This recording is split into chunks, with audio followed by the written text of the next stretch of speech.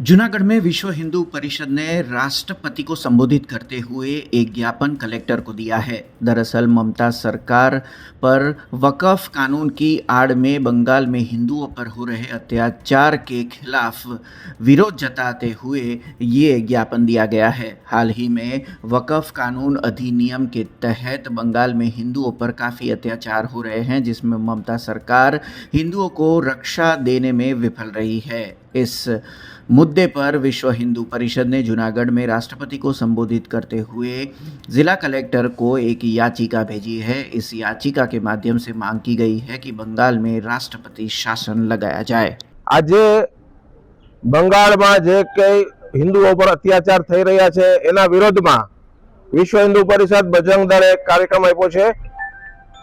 ममता बेनर्जी सरकार छे एने त्यां गवर्नमेंट राष्ट्रपति शासन लादे एवी अमारी मांग छे। जो आ टाइपना अत्याचारो फरी पण थशे तो विश्व हिंदू परिषद अने बजरंग दल चूप नहीं रहे तो आक्रामक पगला लेशे, त्यां सुधी पण अमे जई शकशुं।